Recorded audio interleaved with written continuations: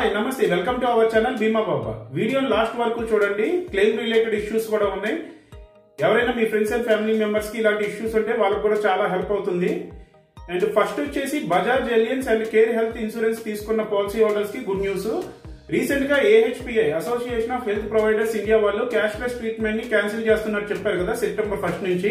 Decision ని వాళ్ళు వెనక్కి తీసుకున్నట్టు చెప్తున్నారు. అండ్ రీసెంట్ న్యూస్ వచ్చేసి మన Indian government foreign direct investment FDI ని ఇన్సూరెన్స్ సెక్టర్ లో 74% నుంచి 100% తీసుకొద్దామని ఫిబ్రవరి 1, 2025 యూనియన్ బడ్జెట్ లో అనౌన్స్ చేశారు. అది ఈ ఆగస్ట్ 1 నుంచి ఫోర్స్ లోకి వచ్చింది. దీని వల్ల మనకి ఇంటర్నేషనల్ ప్లేయర్స్ చాలా మంది మన ఇన్సూరెన్స్ సెక్టర్ లోకి వస్తారు. అండ్ కొత్త జాబ్స్ క్రియేట్ అవుతాయి. అండ్ కొత్త టెక్నాలజీస్ ని కూడా మన insurance sector, insurance companies adopt చేసుకోవడానికి స్కోప్ ఉంటుంది. ఇన్సూరెన్స్ సెక్టర్ AI ని బాగా యూజ్ చేస్తుంది. చాలా కంపెనీస్ AI తో ఆన్ బోర్డింగ్ ప్రాసెస్ చేస్తున్నాయి. దీని వల్ల 80% ఆఫ్ ద టైం కంపెనీస్ కి సేవ్ అవుతుంది అండ్ కస్టమర్స్ కూడా. అండ్ రీసెంట్ గా టాటా AIA వాళ్ళు AI ని యూజ్ చేస్తున్నారు. వాళ్ళు OCR అండ్ ఫేషియల్ రికగ్నైజేషన్ యూజ్ చేసి 15 మినిట్స్ లోనే పాలసీని ఆన్ బోర్డ్ చేయడానికి ట్రై చేస్తుంది. And ICICI Lombard and Digit insurance వాళ్ళు ఫుల్లీ పేపర్లెస్ ప్రాసెస్ ని ఫాలో అవుతున్నారు. సో AI ని యూజ్ చేయడం వల్ల ఫ్రాడ్ డిటెక్షన్ అండ్ కంప్లైంట్స్ ని ఈజీగా ప్రాసెస్ చేయొచ్చు. దీని వల్ల కస్టమర్ ఎక్స్పీరియన్స్ అనేది చాలా బాగుంటుంది.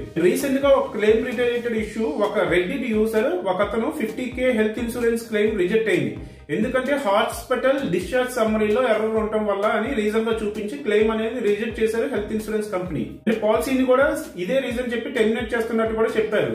సో అతను IRDA అండ్ బీమా భరోసా అంబుడ్స్మన్ కి కంప్లైంట్ చేశారు. సో అంబుడ్స్మన్ హెల్త్ ఇన్సూరెన్స్ కంపెనీకి ఆర్డర్ చేసింది వాళ్ళ పాలసీని రీఇనిషియేట్ చేయమని. అండ్ అతనికి క్లెయిమ్ కూడా ఇచ్చింది అండ్ పాలసీ కూడా కంటిన్యూ అయింది. సో ఈ ఇష్యూ కి సంబంధించిన లింక్ మన టెలిగ్రామ్ ఛానల్ లో పోస్ట్ చేశాను. అతను ఏం చేశాడో స్టెప్ బై స్టెప్ ప్రాసెస్ మొత్తం వివరంగా అతను వివరించాడు. ఆ పోస్ట్ ని రెడిట్ లో పోస్ట్ చేశాడు. ఆ లింక్ మన టెలిగ్రామ్ ఛానల్ లో పోస్ట్ చేశాను. మన టెలిగ్రామ్ ఛానల్ లింక్ మన ఛానల్లో బయోలో గానీ అబౌట్ సెక్షన్ లో గానీ ఉంటుంది. తప్పకుండా వాచ్ చేయండి.